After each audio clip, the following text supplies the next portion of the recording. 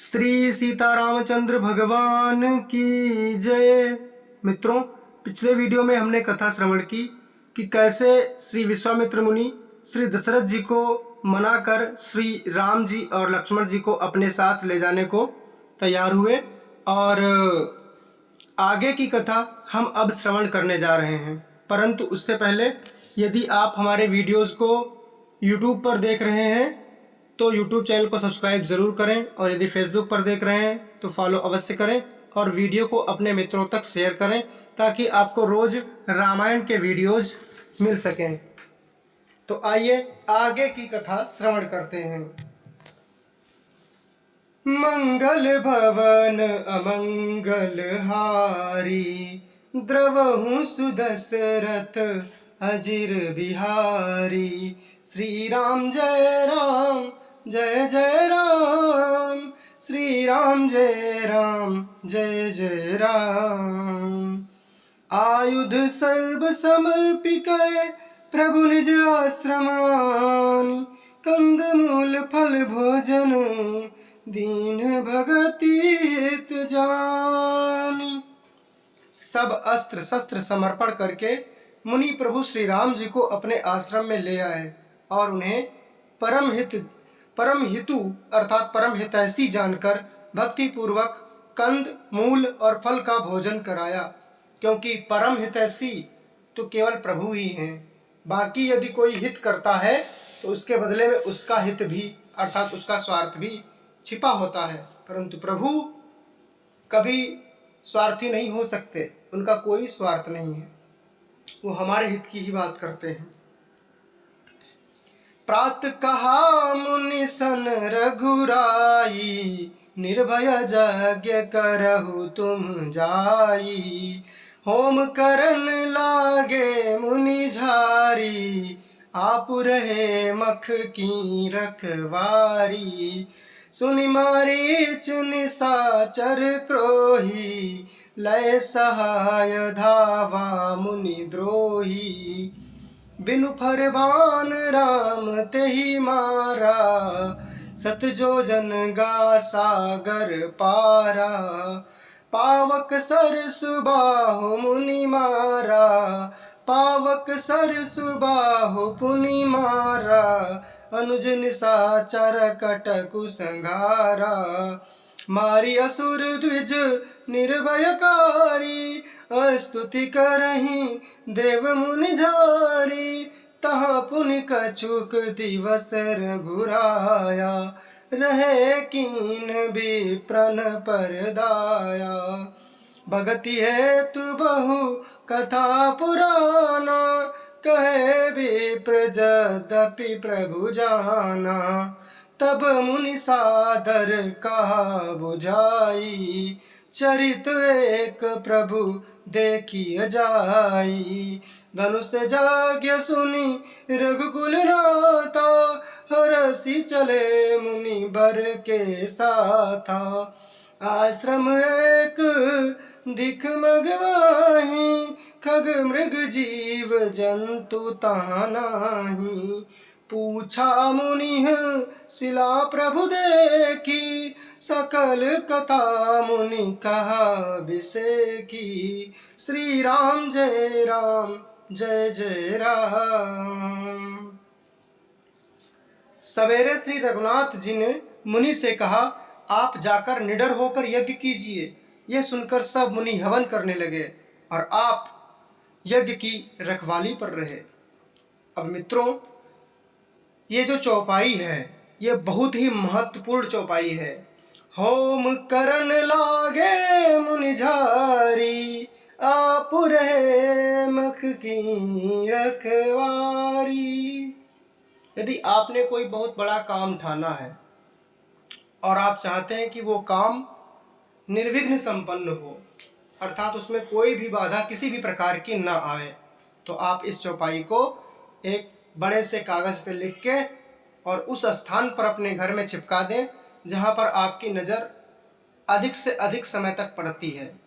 और हो सके तो एक माला प्रतिदिन इस चौपाई का जाप करें। होम करन लागे मुनि झारी, आप रहे मख की रखवारी। और दिन में जितनी भी बार आपको याद आए, जिस तरह से नाम जप करते हैं, उसी तरह से इस चौपाई का आप जितनी ज़्यादा बार कर सकते हैं उतनी बार करें। तो आपने जितने भी बड़े से बड़े काम को उठाना होगा वो कार्य भगवान अपने संरक्षण में लेंगे। जिस प्रकार से श्री विश्वामित्र जी के यज्ञ की रक्षा कर रहे हैं भगवान, उसी प्रकार से आपके भी उस कार्य की रक्षा करेंगे और आपका कार्य निर्विघ्न संपन्न होगा। ये इस चौपाई की महिमा है। ये समाचार सुनकर मुनियों का शत्रु क्रोधी राक्षस मारीच अपने सहायकों को लेकर दौड़ा। श्री राम जी ने बिना फल वाला बाण उसको मारा, जिससे वह 100 योजन के विस्तार वाले समुद्र के पार जा गिरा। अब जैसे ही मारीच को यह पता चला कि मुनि लोग फिर से यज्ञ करने लगे हैं, तो मारीच अपने परिकरों के साथ अपनी सेना के साथ आ गया और यज्ञ को विध्वंस करने की कोशिश करने लगा। लेकिन जैसे ही वो आया तो साक्षात भगवान श्री राम लक्ष्मण जी यज्ञ की रक्षा कर रहे थे और श्री राम जी ने बिना फल वाला बाण मारा। और जब बिना फल वाले बाण से 100 योजन अर्थात 1200 किलोमीटर सागर के पार गिरा जाके, और इधर भी कुछ किलोमीटर तो होगा ही, क्योंकि वहाँ पर तो समुद्र के किनारे तो यज्ञ हो नहीं रहा था, दंडकारण्य में हो रहा था। तो इतनी दूर गिरा जाके, तो अगर फल वाला मारते तब क्या होता। फिर सुबाहु को अग्नि बाण मारा। इधर छोटे भाई लक्ष्मण जी ने राक्षसों की सेना का संहार कर डाला। इस प्रकार श्री राम जी ने राक्षसों को मारकर ब्राह्मणों को निर्भय कर दिया। तब सारे देवता और मुनि स्तुति करने लगे। अर्थात यही जो राक्षस थे, ये यज्ञ को विध्वंस कर रहे थे, इन्हीं की जिम्मेदारी दी गई थी दंडकारण्य की। जितने भी होंगे मुनि यज्ञ करेंगे, उन सबका यज्ञ का विध्वंस करना। तो अब तो राक्षस समाप्त हो गए, तो देवता और मुनि प्रसन्न हो गए। इसके बाद क्या हुआ, श्री रघुनाथ जी वहाँ कुछ दिन और रहकर ब्राह्मणों पर दया की। भक्ति के कारण ब्राह्मणों ने उन्हें पुराणों की बहुत सी कथाएं कहीं। यद्यपि प्रभु तो सब जानते थे, प्रभु की ही कथाएं प्रभु जी को सुनाई जा रही। फिर भी प्रभु तो मनुष्य वेश में है, तो उसकी मर्यादा तो रखनी पड़ेगी प्रभु जी को। तदनंतर मुनि ने आदर पूर्वक समझाकर कहा, हे प्रभु, चलकर एक चरित्र देखिए। रघुकुल के स्वामी श्री रामचंद्र जी धनुष यज्ञ की बात सुनकर मुनि श्रेष्ठ विश्वामित्र जी के साथ प्रसन्न होकर चले। यज्ञ भी कई तरह की होती हैं, तो धनुष यज्ञ जो होना था वो जनकपुर में होना था, और उसी को देखने के लिए विश्वामित्र जी श्री राम लक्ष्मण जी को जनकपुर ले जाएंगे। तो रास्ते में जब चले और गुरु की आज्ञा सिर पर रखकर श्री रामचंद्र जी चले, मार्ग में एक आश्रम दिखाई पड़ा। वहाँ पशु पक्षी कोई भी जीव जंतु नहीं था। पत्थर की एक शिला को देखकर प्रभु ने पूछा। तब मुनि ने विस्तार पूर्वक सब कथा कही। उस आश्रम में पशु पक्षी कोई भी जीव नहीं रहता था, आश्रम बना हुआ था और एक पत्थर की शिला वहाँ पर थी। तो प्रभु ने पूछा कि ये पत्थर की शिला का क्या रहस्य है। तब प्रभु को तो सब पता ही है, फिर भी वो अपने गुरु जी से पूछ रहे हैं। तब विश्वामित्र जी ने कहा, गौतम नारी श्राप बस उपल देह धरि धीर, चरण कमल रज चाहती कृपा करहूँ रघुवीर। गौतम मुनि की स्त्री अहिल्या शापवश पत्थर की देह धारण किए बड़े धीरज से आपके चरण कमलों की धूलि चाहती है। हे रघुवीर, इस पर कृपा कीजिए।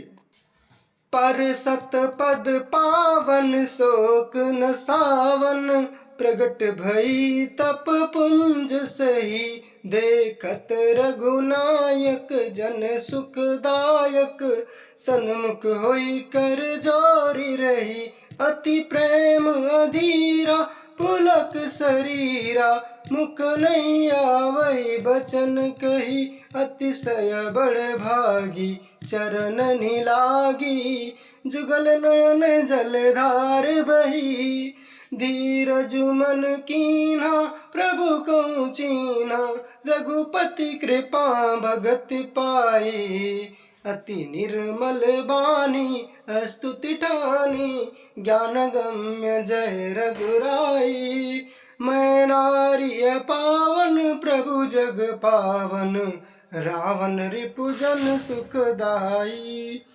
राजीव बिलोचन भव भय मोचन, पाहि पाहि शरणहि आई।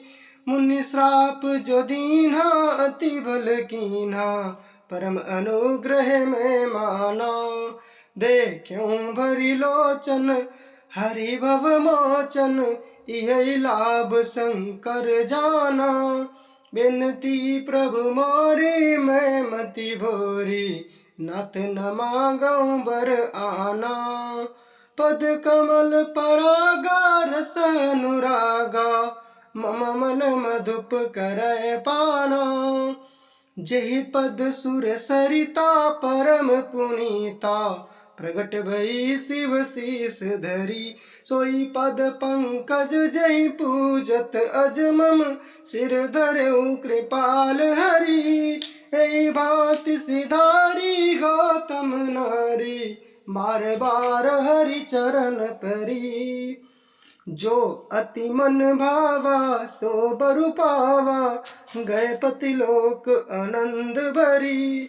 श्री राम जय जय राम, श्री राम जय जय राम। असु प्रभु दीन बंधु हरि, कारण रहित दयाल। तुलसीदास सठ तेहि भजू, छाड़ी कपट जंजाल। श्री राम जय जय राम। अर्थात जो माता अहल्या हैं, उन्होंने प्रभु श्री रामचंद्र जी के चरणों की धूल पाई तो फिर से नारी रूप में आ गईं और उन्होंने भगवान की बहुत ही सुंदर स्तुति की। यही स्तुति जो गाता है वो पापों से मुक्त हो जाता है, और जिन चरणों से गंगा निकली उन चरणों के दर्शन करके माता अहल्या बड़ा ही प्रसन्न हुई और अपने पति को धन्यवाद करने लगी कि उन्होंने मुझे श्राप दिया तो बड़ा अच्छा किया। जो चरण मुनि लोग तपस्या करते रहते हैं उनको नहीं मिलते, हम तो सहज ही उन चरणों को पा गए। और ऐसा कहते कहते मुक्त हो गई और पति लोक को प्रस्थान कर गई। मित्रों, अब आगे की कथा अगले वीडियो में श्रवण करेंगे। तब तक के लिए कमेंट बॉक्स में जय जय श्री सीताराम अवश्य लिखें। जय जय श्री सीताराम।